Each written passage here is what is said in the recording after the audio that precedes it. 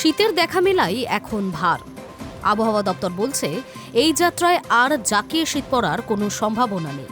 তাপমাত্রা ধীরে ধীরে বাড়বে, শীতের আমেজ কমবে আরও। দক্ষিণবঙ্গে তাপমাত্রা ঊর্ধ্বমুখী, দিনে রীতিমতো পাখা চালানোর জোগাড়। পৌষের কনকনে ঠান্ডা আর নেই দক্ষিণবঙ্গে, তবে হালকা শীতের আমেজ রয়েছে।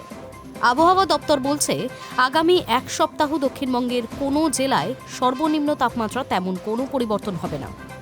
এদিকে রয়েছে একাধিক পশ্চিমী ঝঞ্ঝা, সব মিলিয়ে উত্তাপ বাড়ছে।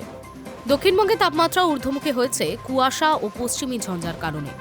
একটি পশ্চিমী ঝঞ্ঝা রয়েছে পাকিস্তান ও সংলগ্ন জম্মু কাশ্মীরের ওপর।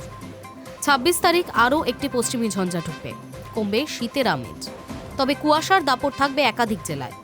দক্ষিণবঙ্গের সব জেলাতেই হালকা থেকে মাঝারি কুয়াশা পড়বে। আপাতত দক্ষিণবঙ্গের কলকাতা, হুগলি, উত্তর ২৪ পরগনা, দক্ষিণ ২৪ পরগনা, পূর্ব মেদিনীপুর, পশ্চিম মেদিনীপুর, ঝাড়গ্রাম, পুরুলিয়া, বাঁকুড়া, পূর্ব বর্ধমান, পশ্চিম বর্ধমান, বীরভূম, মুর্শিদাবাদ এবং নদিয়া কোথাও বৃষ্টিরও কোনো সম্ভাবনা নেই। শুষ্ক থাকবে আবহাওয়া। উত্তরবঙ্গে ভয়ঙ্কর কুয়াশা পড়ছে। দার্জিলিং, জলপাইগুড়ি ও কোচবিহারে হলুদ সতর্কতা জারি করা হয়েছে। সর্বনিম্ন তাপমাত্রার কোনো হেরফের নেই আপাতত আগামী ৫ দিন। সকাল ও রাতের দিকে শীতের আমেজ থাকবে।